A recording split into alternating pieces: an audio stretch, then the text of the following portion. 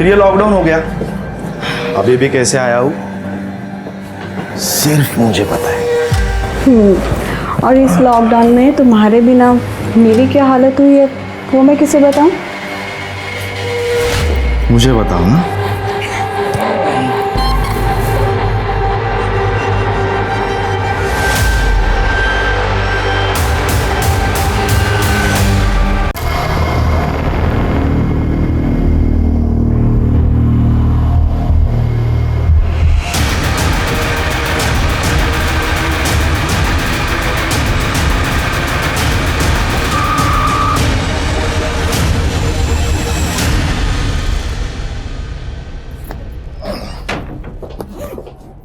ठीक है।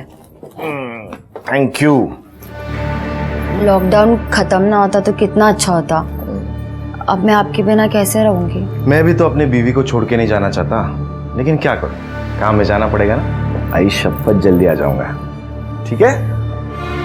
शेखर। दादा। हाँ दादा। अरे वो तेरे दोस्त ने पैसा लिया था, उसका क्या हुआ? दादा वो लॉकडाउन की वजह से अभी तक लौटा नहीं पाया। मैं जल्दी से जल्दी उससे लेके दे देता हूँ। देख धंधा मंदा चल रहा है, ठीक है? उसको बोल जल्दी से जल्दी पैसा वापस चाहिए, मैं वापस आने तक। ठीक है दादा। और अपने वहिनी का ख्याल रखना। बाय। चलो बाय। वही मुझे एक थोड़ा ज़रूरी काम है, मैं शाम तक आ जाऊंगा।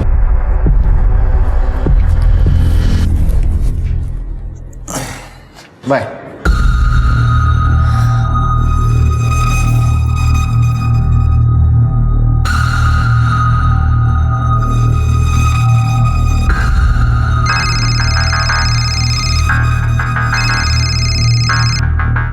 आशीष गया, अब तुम्हें कोई खतरा नहीं है। मैं अभी आता हूँ।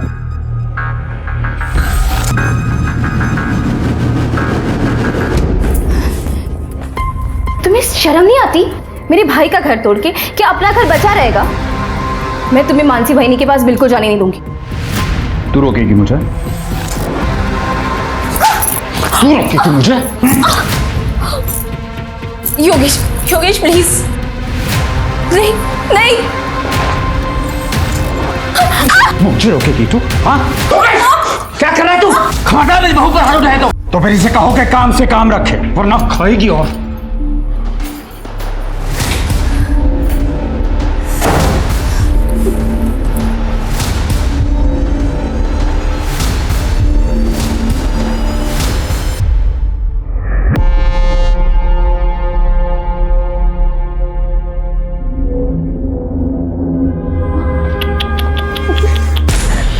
अरे रे रे रे, कितना मारा है तुझे? अच्छा मैं ना मलहम लगा देता हूँ।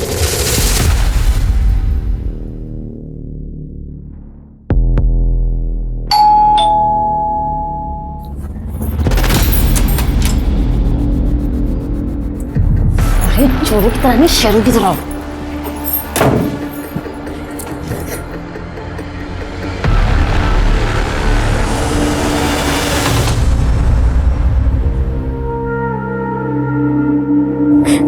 तब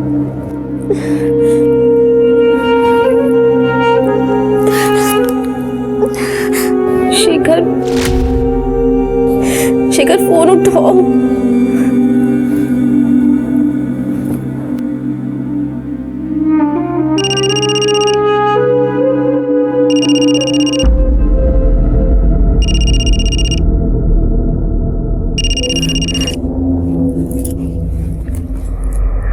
हेलो हेलो नम्रता, क्या क्या क्या हुआ? तुम रो क्यों रही हो? कुछ नहीं हुआ, मैं ठीक हूँ। मुझे कुछ ठीक नहीं लग रहा है, सच सच बताओ क्या हुआ है? सुधीर, योगेश फिर से मानसी वहिनी के पास चला गया है। मेरी जिंदगी बर्बाद हो गई है। मुझे कुछ समझ में नहीं आ रहा, मैं क्या करूँ? तुम परेशान मत हो, मैं आ रहा हूँ तुमसे मिलने। नहीं नहीं सुधीर, तुम यहाँ मत आना, वरना किसी ने तुम्हें यहाँ पे देख लिया ना, मेरी परेशानियां और भी बढ़ जाएंगी। अरे मुझे कुछ नहीं सुनना। और सुनो, मैं तुम्हारे घर के पीछे आ रहा हूँ, तुम बाहर आ जाना मुझसे मिलने, ठीक है?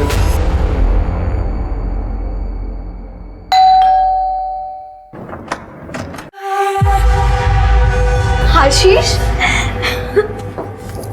कैसी हो? मैं ठीक हूँ। बोल कर गए थे कि जल्दी आ जाऊंगा, लेकिन इतने दिन लगा दिए। अरे क्या करूं मेरी जान, काम धंधे के लिए बाहर तो निकलना पड़ता है ना। फिर ये लॉकडाउन हो गया, अभी भी कैसे आया हूँ सिर्फ मुझे पता है। और इस लॉकडाउन में तुम्हारे बिना मेरी क्या हालत हुई है वो मैं किसे बताऊं? मुझे बताओ ना।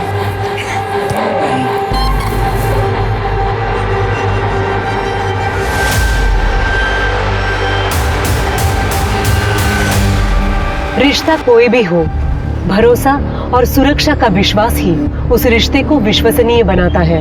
जहां ज्यादातर लोग अपने संबंधों को पूरी सच्चाई और ईमानदारी से निभाते हैं, तो वहीं अपने शातिरपने में माहिर कुछ लोग खुद को सबसे बड़ा हितैषी दिखाते तो हैं, लेकिन मौका मिलते ही भरोसा तोड़ने से नहीं चूकते। अब इस केस को ही ले लीजिए। पति पत्नी के रिश्ते में बंधे आशीष और मानसी ने एक दूसरे को अंधेरे में रखा। एक दूसरे के प्रति उनका भरोसा अवैध संबंधों की हवस की भेंट चढ़ गया। लेकिन क्या उस हवस की चादर को ओढ़कर वे जिंदगी भर छिपे रह पाएंगे?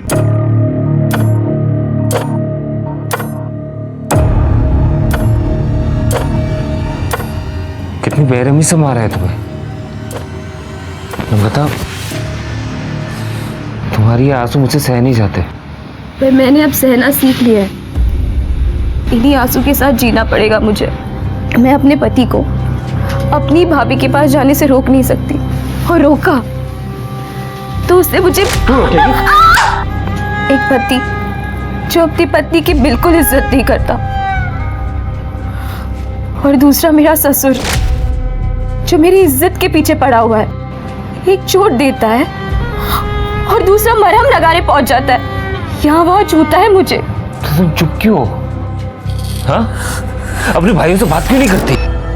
मैंने आशीष दादा को बताया था, पर उन्हें मेरी बातों पर भरोसा ही नहीं है। उन्हें तो बस अपनी बीवी पे भरोसा है। और दूसरा शेखर जो मेरा फोन ही नहीं उठाता। सब अपने अपने लाइफ में बिजी है। किसी को परवाह ही नहीं है कि उनकी बहन की जिंदगी में क्या होता है। नम्रता, सुनो, तुम चिंता मत करो। देखो, मैं तुम्हारा सबसे अच्छा दोस्त हूँ। इस सिचुएशन में मुझसे जो कुछ भी होगा मैं करूँगा।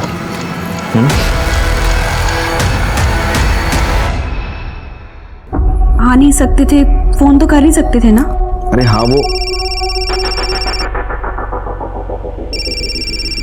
इस मक्कर का भी फोन अभी आना था। कौन है? एक दल्ला है, बिजनेस राइवल। हम लोग जो और बाकी कंपनियों को माल बेचते हैं ना, उसमें से कमीशन खाता है ये। मेरी ईमानदारी की वजह से इसका बिजनेस चौपट हो गया है। हेलो आशीष भाऊ, ऐसी भी क्या नाराजगी, फोन तो उठाओ कम से कम। वैसे भी तुमने मुझे घर पर बैठने को मजबूर कर दिया है, ऊपर से लॉकडाउन ने मेरी कमर तोड़ दी है। देखो भाऊ, अकेले खाओगे तो हजम नहीं कर पाओगे। क्या मतलब? मतलब ये कि एरिया बांट लेते हैं। तुम्हारा बिजनेस तुम करो और मुझे भी अपना कमा के खाने दो। औकात से ज्यादा खाने वाले का पेट ना ऐसे ही फटता है। कहीं ऐसा ना हो कि वक्त फिर से करवट बदले और तुम धप से मुंह के बल आगे रहो। फालतू की धमकी देना बंद कर, समझा ना? तूने खुद अपनी लालच और बेईमानी की वजह से तेरा धंधा डुबाया है। मान ले कि तेरा इस धंधे में टाइम खत्म। किसका टाइम खत्म हुआ और किसका शुरू होगा, ये तो वक्त ही बताएगा।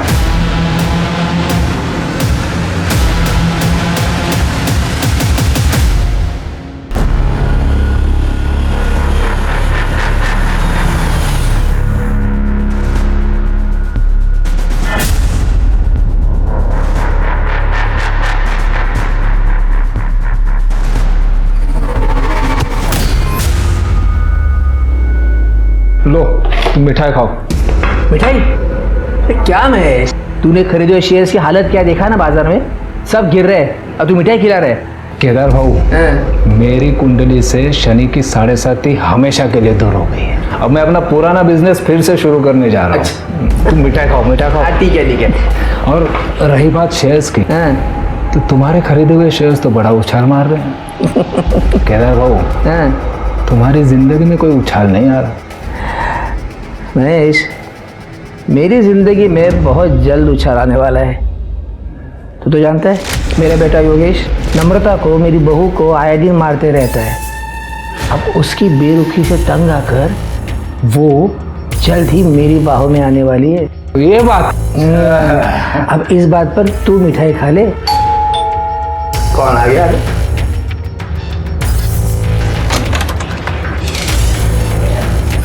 महेश कुलकर्णी। हाँ, मैं संजय, वो शेयर मार्केट में इन्वेस्टमेंट की बात करना चाहता हूँ। हाँ, आइए आइए।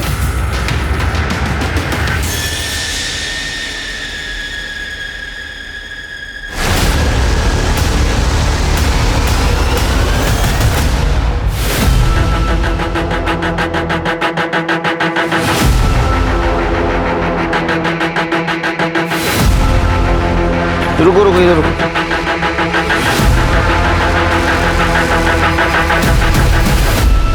ये तो मेल बॉडी है, लेकिन कमाल है, मेल बॉडी होके बिना कपड़ों की। हो सकता है इसका गला दबा कर मारा हो इसे। इसका चेहरा भी बिगाड़ा गया है सर। डेफिनेटली पहचान छुपाने की कोशिश की गई है। हो सकता है किसी पत्थर वत्थर से मारा हो। लेकिन इसको यहाँ मारा गया है और या कहीं और मार के यहाँ लाया गया है।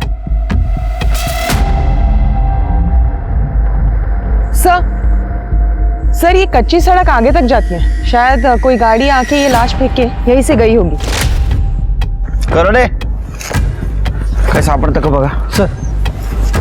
शिरके सर, बॉडी को पोस्टमार्टम के लिए भेज दो और आसपास पूछताछ करो, किसी ने कोई एक्टिविटी देखी है क्या। और आसपास जितने भी पुलिस स्टेशन है वहाँ इंक्वायरी करो, कोई मिसिंग कंप्लेंट है क्या। ठीक है सर।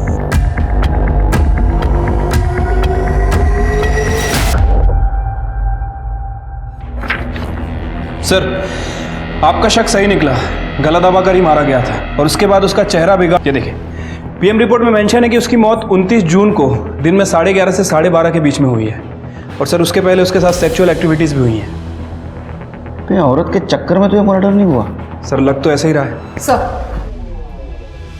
सर, बॉडी की डिटेल से कोई मिसिंग कंप्लेंट मैच नहीं हुई है और जहाँ ये लाश मिली वहाँ रोड के अलावा और कोई आबादी नहीं है, इसलिए कोई डिटेल्स नहीं मिल पाई। ठीक है, इस मर्डर केस की इन्वेस्टिगेशन शुरू कर दो और फोटोग्राफ आसपास के पुलिस स्टेशन में सर्कुलेट कर दो और बॉडी का डीएनए टेस्ट भी करवाओ। ठीक है सर।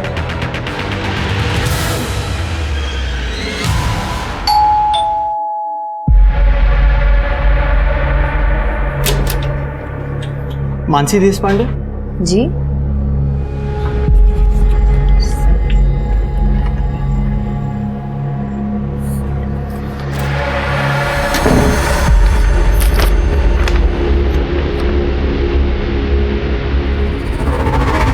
क्या?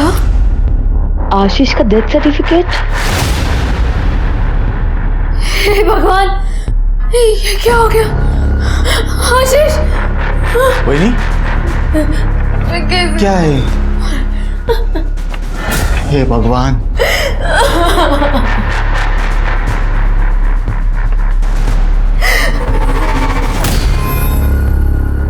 फाइनली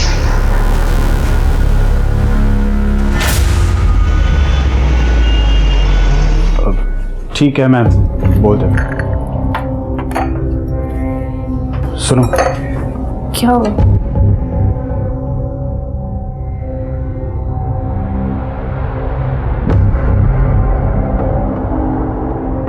आशीष दादा नहीं रहे अब। कोरोना से उनकी डेथ हो गई है। क्या क्या? ऐसा नहीं हो सकता।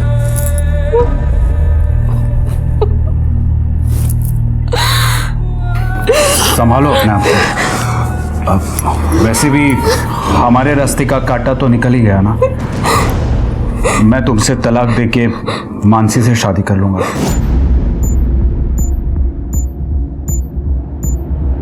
तुम्हें जरा सी भी शर्म नहीं आती ना? ऐसा क्यों कर रहे हो तुम मेरे साथ? योगेश, योगेश, रुको योगेश, प्लीज मुझे ऐसे मत ठुकराओ। छोड़ बाला। योगेश, तुम्हारी हिम्मत कैसे हुई नम्रता के साथ ऐसा बिहेव करने की? चलता हो, गेट आउट।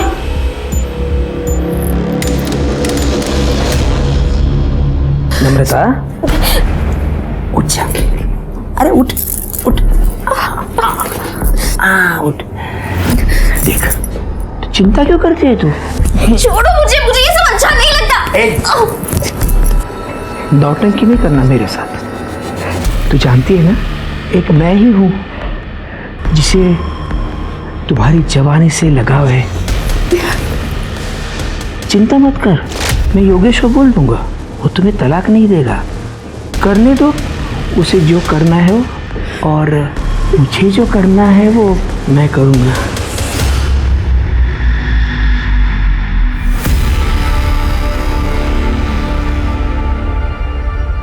ये नंबर क्यों नहीं लग रहा है? ये आशीष का नंबर कई हफ्तों से स्विच ऑफ क्यों आ रहा है?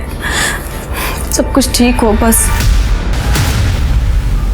मानसी बहनी, प्लीज मेरा घर मत तोड़ो, योगेश को छोड़ दो।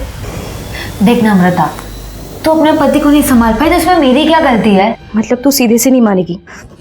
मैं तुम्हें ना करूंगी। छोड़ो उसको। अगर एक बार तूने और हाथ लगाया ना तो तू जिंदा नहीं रहेगी। मेरे भाई को हाथ कैसे लगाया? शेखर, ये मानसी बहनी और ये योगेश, ये दोनों का चक्कर चल रहा है। क्या? जी, सोचा भी नहीं था तुम लोग इतना गिर सकते हो। मानसी बहनी, अरे थोड़ी तो शर्म करो। आशीष दादा जाने के बाद तुम लोग तो खुलेआम रंगरलिया मनाने लगे। नम्रता, तू काळजी नको करो, मेरे जीते जी मैं ये होने नहीं दूंगा। सर, हमारे पारिवारिक प्रॉपर्टी का बंटवारा करना है। प्रॉपर्टी में कितने बंटवारे? जी, ये मेरे बड़े भाई का डेथ सर्टिफिकेट है। अभी हाल ही में उनकी कोरोना से डेथ हुई है। उनकी एक बीवी है मानसी, और मेरी छोटी बहन है नम्रता। इन दोनों का हक बनता है। ऐसा कोई तरीका है जिसे ये मानसी को इस प्रॉपर्टी में से कुछ भी ना मिले? इसलिए हमें ये प्रूव करना होगा कि लीगली वो तुम्हारे भाई की वाइफ है ही नहीं। और दूसरी बात, वो किसी और से शादी कर ले तो उन्हें प्रॉपर्टी का कोई भी हिस्सा नहीं मिल सकता। जी, थैंक यू।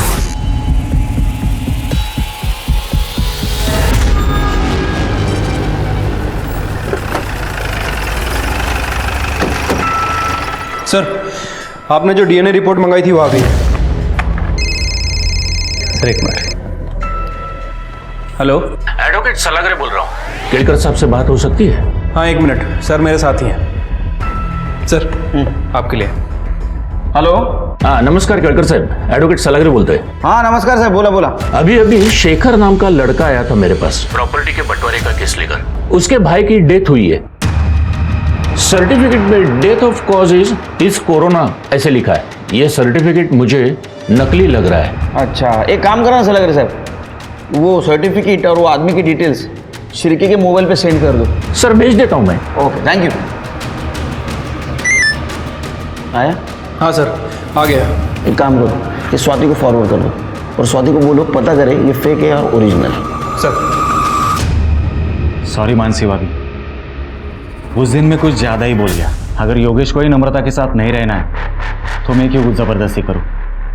और आप दोनों को भी शादी करनी है तो मुझे कोई प्रॉब्लम नहीं है। अगर आपको कोई भी हेल्प लगे तो आप मुझे बोल सकते हैं, लेकिन वही नहीं, मैं चाहता हूं कि दादा के बाद उसकी प्रॉपर्टी का हकदार सिर्फ मैं रहूंगा। ठीक है शेखर, वैसे भी तुम्हारी प्रॉपर्टी में मेरी कोई दिलचस्पी नहीं है। मुझे तो सिर्फ योगेश चाहिए। मैं अपनी दुनिया बसाना चाहती हूँ योगेश के साथ।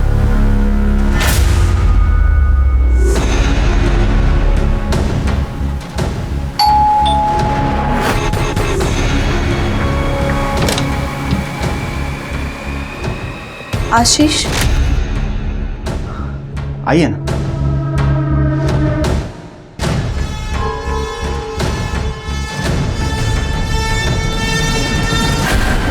लेकिन आप कौन? मैं आशीष की वाइफ कविता। क्या क्या? क्या झूठ बोल रही है आप? आशीष दादा की वाइफ तो ये है मानसी। ये आप क्या कह रहे हैं? आशीष की वाइफ मैं हूँ कविता।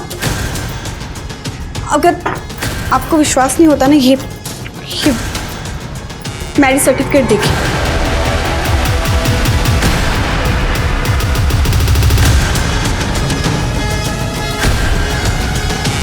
ये सर्टिफिकेट तो आपकी शादी के भी पहले का है। आप आशीष को बुलाइए, आपको सब कुछ पता चल जाएगा। लेकिन आशीष दादा की तो कुछ ही दिनों पहले कोरोना से मौत हो गई है। क्या? आशीष?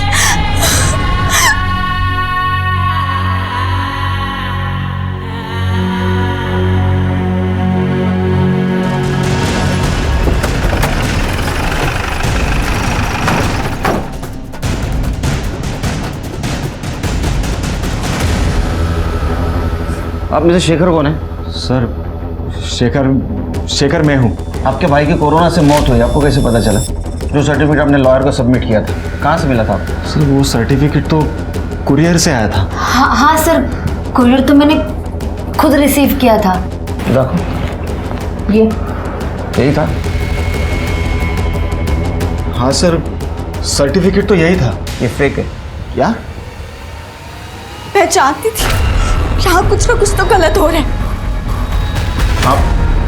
मैं आशीष की वाइफ कविता, लेकिन यहाँ आकर पता चला तो ये कि आशीष की बीवी बनी बैठी है। ज्यादा कुछ बुरा ना, तेरा मुंह तोड़ दूंगी मैं। काम कर रहा हूँ। अब आशीष से आखिरी बार कब मिली थी? सर वो 22 जून तक तो यही थे, उसी दिन वो गए थे। हाँ सर, उसी दिन वो मेरे पास भी आए थे। एक हफ्ते के बाद 29 जून को वो बिजनेस टूर के लिए निकल गए थे। अब कभी लंबा इंतजार मत करवाना, और अगर जल्दी नहीं आए ना तुम तो मैं वहाँ पर आ जाऊंगी। चिंता मत करो, हफ्ते 10 दिन में वापस आ जाऊंगा। यार कैब बुक करना भूल गया मैं। तुम पहले कैब बुक कर लो। नहीं यार, लेट हो जाएगा। मैं एक काम करता हूँ, बाप्पा चौक में जाके कैब ले लेता हूँ। साहब, आशीष ने मुझे इस घर और शेखर के बारे में बताया था, और बहुत दिन तक जब आशीष का नंबर स्विच ऑफ गया और ना ही कोई कांटेक्ट हो पाया, तो मैं उसे ढूंढते ढूंढते यहाँ तक आ गई। और सर आशीष दादा भी 22 जून के बाद वापस घर आए ही नहीं। हाँ सर, वो सिन्नर जाने का कह के गए थे। आशीष की किसी के साथ दुश्मनी थी? नहीं सर, उनकी किसी के साथ कोई दुश्मनी नहीं थी। दादा एकदम सीधे आदमी थे, वो सिर्फ अपने काम से काम रखते थे। सब महेश कुलकर्णी, ये आशीष का कॉम्पिटिटर हुआ करता था। आशीष ने अपनी मेहनत और ईमानदारी से का विश्वास जीत लिया था, और जिसकी वजह से महेश का कमीशन का धंधा भी चौपट हो गया था। और फिर एक दिन उसने आशीष को फोन पर धमकी भी दी थी कि ऐसा ना हो कि वक्त फिर से करवट बदले और तुम धप से मुंह के बल आगे रहो। ए, फालतू की धमकी देना बंद कर, समझा ना?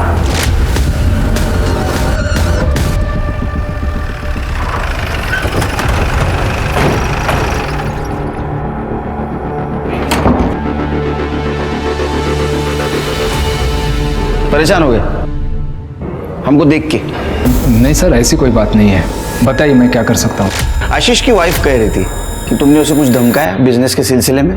सर बिजनेस में ये सब होते रहता है। आशीष ने मेरा धंधा चौपट कर दिया था, तो गुस्सा तो आएगा ही। फिर भी मैंने समझौते के लिए उसे फ़ोन किया था सर। हाँ, उस वक्त थोड़ी बहसबाजी हुई थी बस, बाकी मैं कुछ नहीं जानता सर। नहीं, कुछ जानते हो तो अभी बता दो, क्योंकि हम अगर जानने की कोशिश करेंगे तो बताने के लायक नहीं रहोगे। मैं सच कह रहा हूँ सर, मैं कुछ नहीं जानता।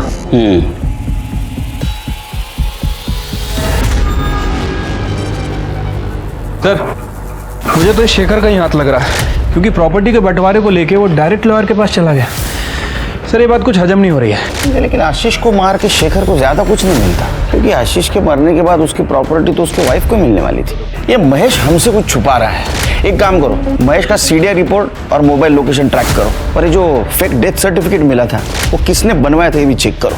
शायद उससे हमें पता चले कि आशीष के साथ एक्चुअल में क्या हुआ था। ठीक है सर। सर, कविता के बयान के मुताबिक 29 जून को आशीष नासिक से निकला था, और उसके अगले ही दिन हमें एक आदमी की लाश मिली थी नासिक के जंगल में। सर लाश की पोस्टमार्टम रिपोर्ट के हिसाब से उस आदमी की मौत 29 जून को ही हुई थी, तो कहीं ये लाश आशीष की तो नहीं? उस बॉडी से शेखर का डीएनए मैच कराओ।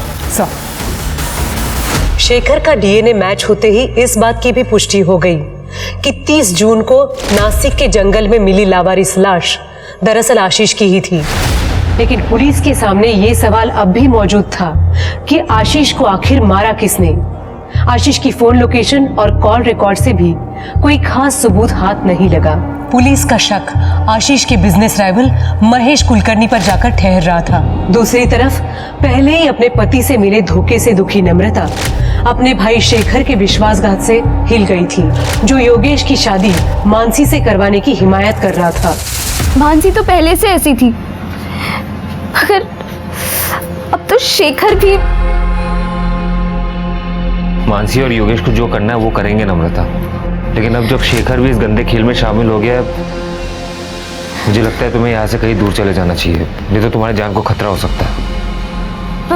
पर मैं जाऊंगी कहाँ? मैं तुम्हें कहीं एक सुरक्षित जगह पर लेके जा सकता हूँ, अगर तुम्हें मुझ पर भरोसा है तो। कैसी बात कर रहे हो सुधीर? एक तुम ही तो जिस पर मेरा भरोसा बचा है। ठीक है, कल मैं आता हूँ तुम्हें लेने, तैयार रहना। संजय जी, मैंने आपके लिए कुछ अच्छी कंपनी के शेयर सिलेक्ट किए हैं, अगर इन्वेस्ट करना हो तो पैसे लेके आ जाइए। महेश जी, एक्चुअली क्या है, वो जो शेयर्स के लिए पैसा रखा था ना, वो कहीं और खर्च हो गया। अब इंतज़ाम करने को कम से कम 1 हफ्ता लग जाएगा। कोई बात नहीं, जब इंतज़ाम हो जाए तो बता दीजिएगा। जी।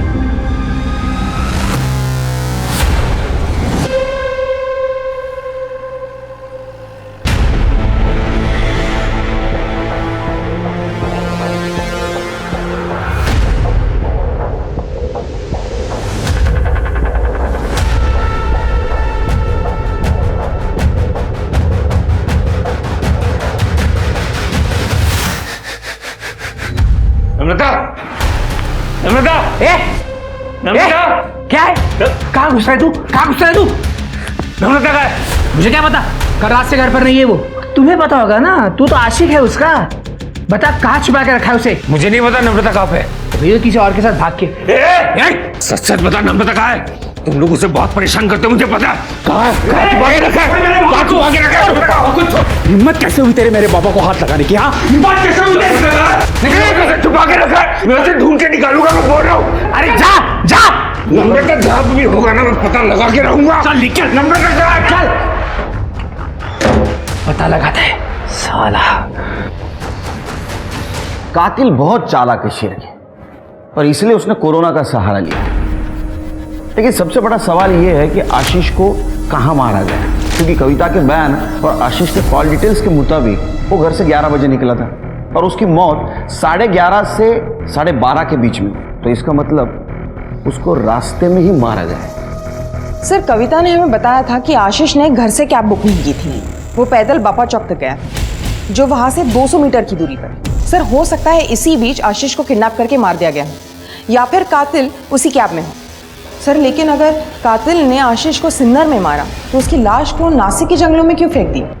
जाहिर सी बात है स्वाति, कातिल नहीं चाहता था कि वो लाश आसानी से किसी को मिले, इसलिए उसने जंगल में उस बॉडी को डंप किया। अरे कहाँ जा रहे हैं? चल तो बात कर।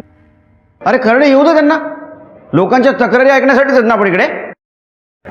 सर ये नम्रता गायब हो गई है सर। क्या सर?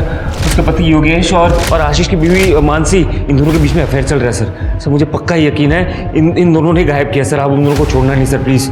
गायब कौन कर सकता है लेकिन नम्रता को? सर शेखर उसका भाई सर वो भी ये कर सकता है सर। ये योगेश और मानसी की शादी को रोकने के बजाय वो उसे सपोर्ट कर रहा है प्रॉपर्टी के चक्कर में सर। और नम्रता ने उसे वार्निंग दिया कि अगर उसने ऐसे किया तो प्रॉपर्टी में अपना हिस्सा वो नहीं छोड़ेगी।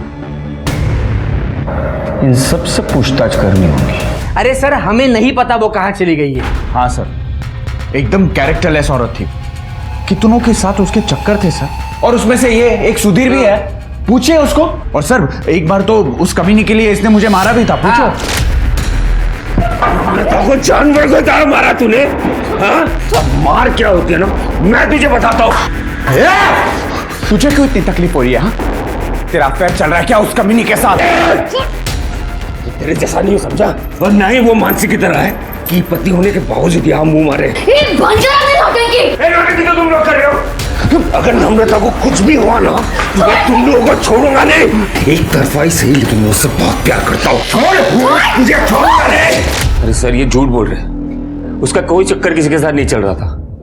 हाँ, मैं मानता हूँ कि मेरा एक तरफा प्यार था उसके लिए। हम दोनों बहुत अच्छे दोस्त हैं सर, इसलिए उसने मुझे सब कुछ बताया कि कैसे वो उसे मारता था और इसका ये बाप उसे मलहम लगाने चक्कर में उसको मोलेस्ट करता था। सर उसे लगा कि वो इस घर में सुरक्षित नहीं है, उसको मेरी मदद की जरूरत थी। उससे पहले कि मैं उसे कोई सेफ जगह पे लेके जाऊं, इन लोगों ने उसे गायब कर दिया सर। अरे झूठ बोल रहा है सर, खोटा बोलते हैं। ये खुद उसको भगाने के चक्कर में था और अब हम पर आरोप कर रहा है अभी। हाँ सर, मैं झूठ नहीं बोल रहा हूँ सर, मेरी बात मानिए सर। आप मुझ पर कैसे इल्जाम लगा सकते हैं सर? आशीष को ढूंढने के लिए आई हूं मैं यहाँ। और तू, तेरा भाई मरा नहीं और तू वकील के पास चला गया, अजीब नहीं लगता तुझे? सबसे ज्यादा शक ना तुम दोनों के ऊपर है। एक सीधा सीधा उगल दे वरना डंडा मार के उगलवाऊंगा। सर मैंने कुछ नहीं किया, मुझे सच में कुछ पता नहीं। सर हमें जितना पता था आपको बता तो दिया। वो सर्टिफिकेट भी कोरियर से आया था।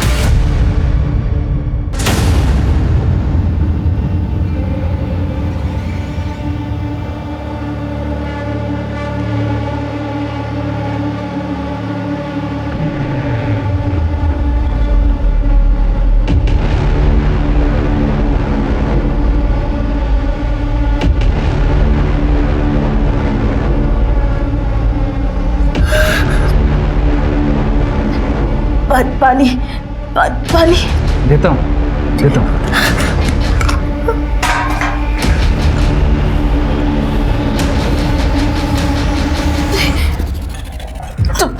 तुम मेरे साथ ये सब क्यों कर रहे? प्लीज जाने दो मुझे। जाएगी ना? प्लीज जाएगी, बाहर जाएगी तू। पहले तेरी जान जाएगी। तेरे भाई ने मुझे डुबाने के लिए जितने पत्थर मेरे गले में बांधे थे ना, उन सबका गिन गिन के बदला लेना है मुझे। नहीं प्लीज नहीं। चुप।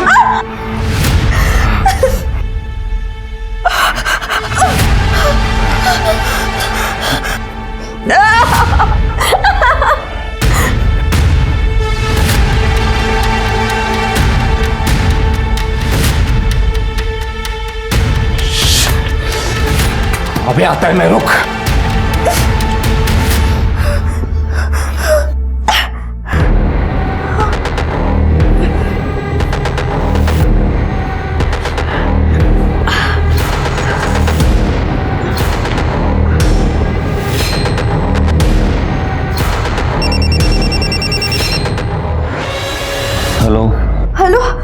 हेलो सुधीर।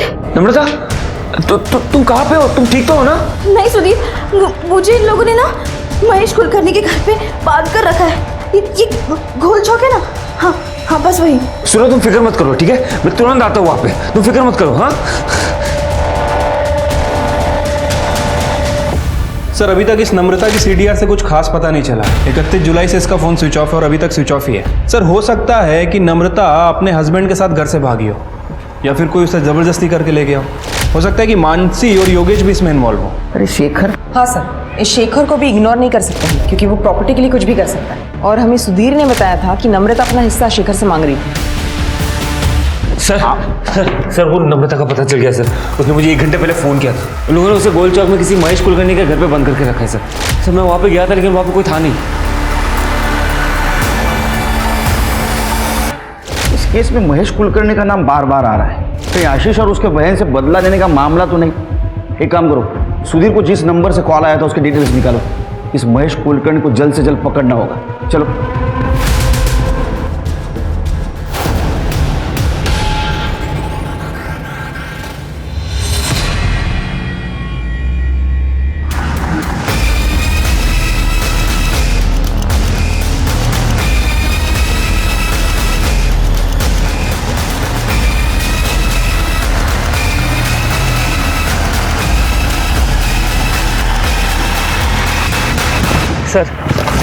सर यहाँ पे सर ये यहाँ।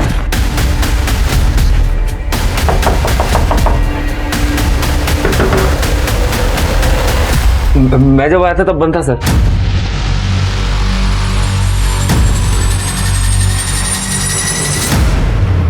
नम्रता चेक करो। सर ये तो मर चुकी है।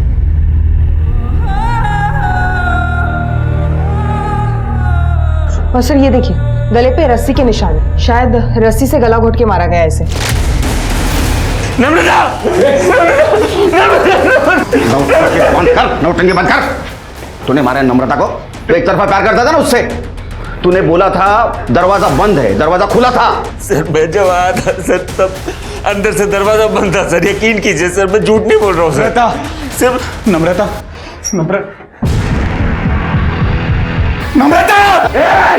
सर इसीने मारा।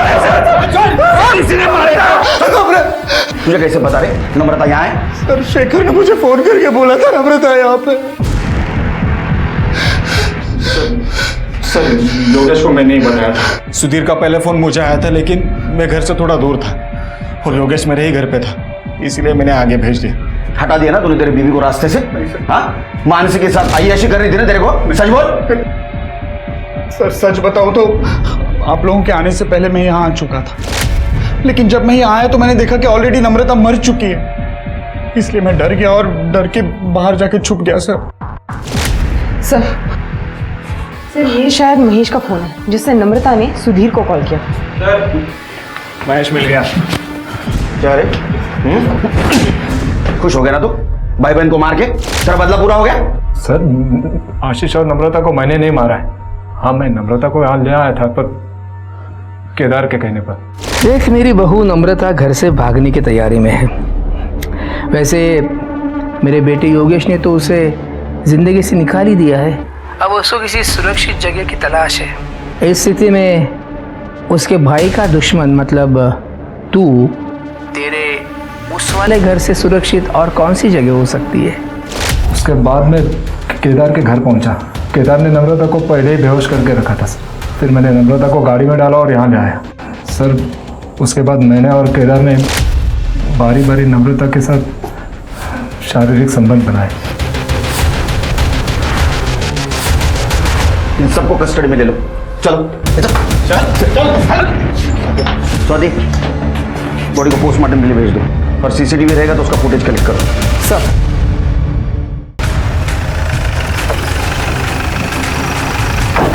अरे साहब, वो महेश झूठ बोल रहा है। एक नंबर का ठगी इंसान है वो। हमेशा औरतों के पीछे पड़ा रहता है। हमारे घर में आता जाता रहता था। और आपको बताया था मैंने, नम्रता हमारी बहू, उसका चाल चलन ठीक नहीं था। इतनी सफाई देने की जरूरत नहीं, सबका कैरेक्टर सर्टिफिकेट है मेरे पास। कोई सबूत है आपके पास? आएगा। जिस दिन मेरे हाथ सबूत आएगा, मेरा हाथ चलेगा, फिर तेरे हाथ कुछ नहीं रहेगा। एक केदार का सीमेंट सैंपल कलेक्ट करो और क्राइम सीन पे जो कॉन्डोम मिले उससे मैच करवाओ। सर नम्रता की पीएम रिपोर्ट।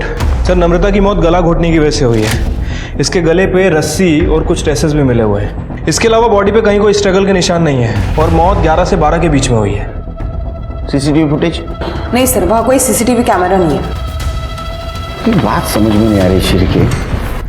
ये नम्रता ने सुधीर को कॉल किया, सुधीर ने शेखर को कॉल किया, शेखर वहां तुरंत नहीं पहुंच पाया इसलिए उसने योगेश को कॉल किया। सब लोग वहां थे, तो कातिल कौन है? सर ये महेश के मुताबिक केदार को पता था कि नम्रता कहाँ है, लेकिन इस वक्त ये दोनों मर्डर से भी इनकार कर रहे हैं। नहीं शिरके, मुझे किसी पे भरोसा नहीं, क्योंकि आशीष और नम्रता दोनों का मर्डर सेम तरीके से हुआ है। तो हो सकता है इनका कातिल भी एक हो। सर हमें शेखर ने बताया था जब उसने योगेश को कॉल किया था तब वो आशीष के घर पे ही था। हो सकता है मानसी या कविता ने उनकी बात सुन ली हो। और वैसे कविता पर शक करने के लिए बहुत सारे रीजंस हैं। आशीष के मरने के बाद वो उसकी लीगल वाइफ है, तो शेखर जैसे ही प्रॉपर्टी पर उसका इक्वल दावा बनता है।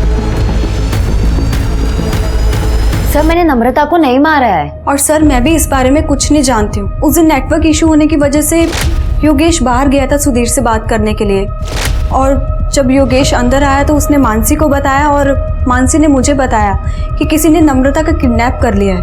हाँ सर, ये सही कह रही है।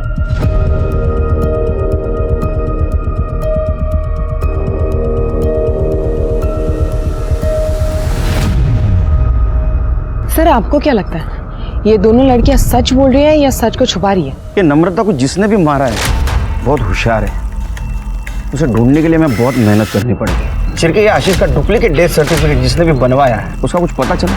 फिलहाल तो नहीं सर। ठीक है,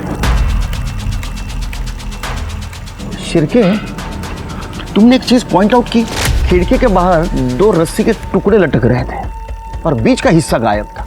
ये नम्रता को भी रस्सी से घोट के मारा गया है ना? हाँ सर। क्या ऐसा तो नहीं कि ये रस्सी उसके लिए यूज की गई हो? पॉसिबिलिटी तो है सर। एक काम करो, फॉरेंसिक टीम को बुला, हम लोग कातिल के बहुत नजदीक पहुंच गए हैं, जल्दी। ठीक है सर, एक मिनट। हेलो, ठीक है सर। क्राइम सीन पे जो कॉन्डम्स मिले थे और उसके अंदर जो सीमेन था वो केदार के सीमेन से मैच कर रहा है। बोला था ना तेरे को, जिस दिन हाथ सबूत लगेगा मेरा हाथ उठेगा। सच बोल। मुझे मत मारिए, मैं सब बताता हूँ। मैं मानता हूँ कि मेरी बुरी नज़र थी मेरी बहू पर। महेश जो कुछ भी बोला बिल्कुल सच बोला। ये नम्रता को किडनैप करने का प्लान मेरा ही था, लेकिन मैं सच बोल रहा हूँ, मैंने उसे नहीं मारा सर। तूने अभी आधा सच बोला है। तूने एक औरत को मॉलेस्ट किया है, एक औरत तुझे मारेगी। स्वाति, इसको इतना मारो ये सच बोले। सर सर सर आ, सर आ।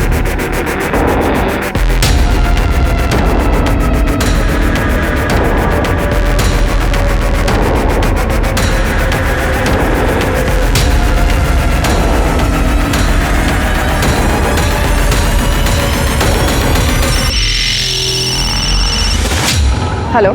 कविता किसी को तो मिलने आई है, पर मैं देख नहीं पाया वो किससे मिलने आई है। ठीक है, वो बाहर आने तक वहीं रुको, और अगर पता ना चले वो कौन है तो किसी बहाने से अंदर चले जाना।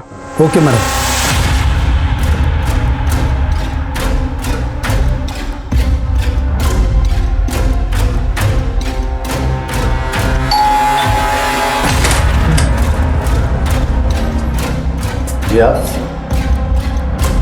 इलेक्ट्रिसिटी डिपार्टमेंटमधून आलोय, तुमच्या मीटरचं रीडिंग घ्यायचं आहे।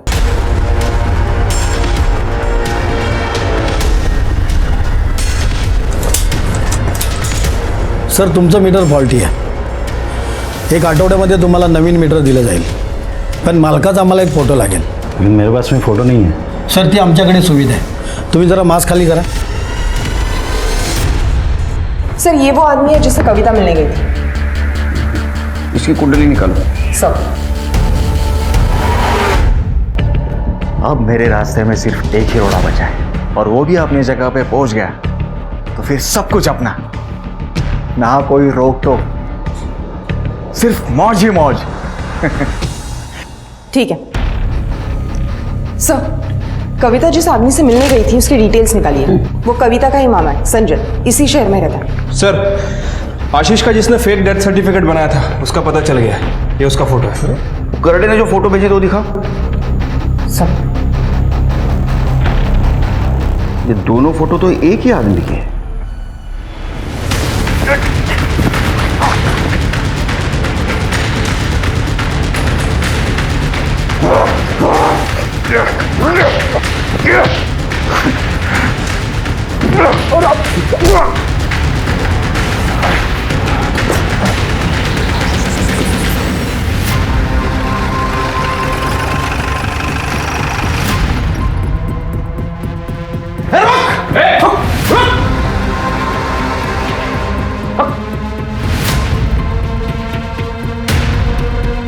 सब, इसने नम्रता को मारा है। हमने जब इसे पकड़ने की कोशिश की तो ये हमलावर हो गया। बंद कर अपनी नौटंकी, समझी? ये दोनों फोटो तो एक ही आदमी के हैं, ये देखो। लेकिन इसने आशीष और नम्रता को मारा क्यों होगा? सर, 100% प्रॉपर्टी का मामला हो सकता है। प्रॉपर्टी का मामला?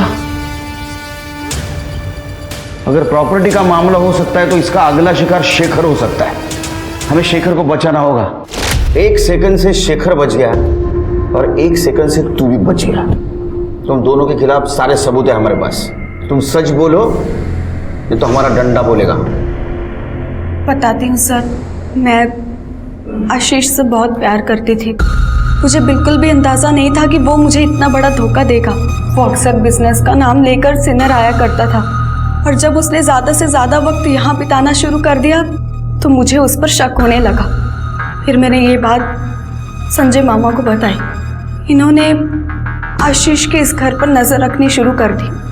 तब हमें पता चला कि कि आशीष और मानसी शादी कर इस घर में एक साथ में रह रहे हैं, तब मुझसे ये बात बर्दाश्त नहीं हुई सर। मामा, मैं आशीष को कभी माफ नहीं कर सकती, उसे मारना ही होगा। ये तू नहीं, तेरा गुस्सा बोल रहा है। नहीं मामा, ये मेरा आखिरी फैसला है। सही मौका आने दो। उसे मारने के लिए इस घर से अच्छी जगह कोई नहीं हो सकती। Surprise is ready. उठो।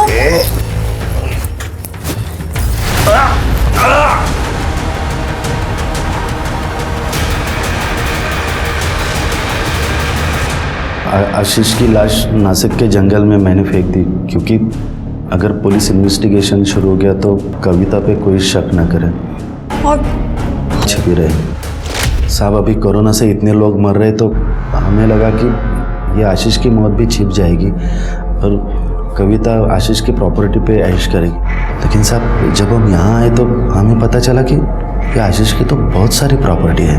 फिर हमने सोचा साहब, ये प्रॉपर्टी के जितने भी दावेदार हैं उनको सबको एक एक करके रास्ते से हटा देंगे। कि नम्रता के बारे में कैसे पता चला? वो मैं इनके घर पे नज़र रख रहा था ना साहब, तो वो शेखर ने योगेश को फ़ोन करके नम्रता के किडनैप होने की बात बोली, तो वो बात मैंने सुन ली, क्योंकि मैं वहीं पे छुप के खड़ा था। गोल चौके के पास। और क्या नाम बताया? महेश कुलकर्णी। पक्का नम्रता वहाँ मिलेगी?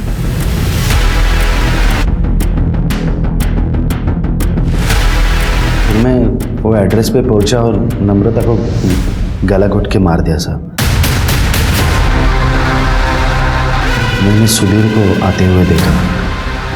सुधीर ने बहुत कोशिश की दरवाज़ा खोलने की, लेकिन मैंने उसे खोलने नहीं दिया। फिर सुधीर वहाँ से चला गया, फिर मैं भी वहाँ से चला गया साहब। नम्रता के बाद सिर्फ अभी शेखर बचा था, उसे मारने ही वाले थे साहब, पकड़े गए। तुम्हें पता है लालच और बेवकूफ़ी में तुमने कितनी लोगों की जिंदगियां बर्बाद कर दी? आप दोनों को तो मौत से भी बदतर शिक्षा होनी चाहिए। रिश्ता कोई भी हो, उसमें प्यार और अपनेपन की नमी बनाए रखकर ही लंबे समय तक साथ चला जा सकता है। और इतना जरूर ध्यान दें कि भरोसा कतई टूट ना पाए, वरना परिणाम के तौर पर कोई न कोई दुर्घटना जरूर होकर रहेगी। अब मैं सोनाली कुलकर्णी आपसे विदा लेती हूँ। फिर मिलेंगे एक नए केस के साथ क्राइम पेट्रोल सतर्क जस्टिस रीलोडेड में। तब तक अपना और अपने परिवार का ख्याल रखिए। आप जानते हैं हम सब एक मुश्किल दौर से गुजर रहे हैं। कृपया मास्क पहने, सैनिटाइजर का इस्तेमाल करें और उचित दूरी बनाए रखें। देखते रहिए क्राइम पेट्रोल सतर्क। जय हिंद।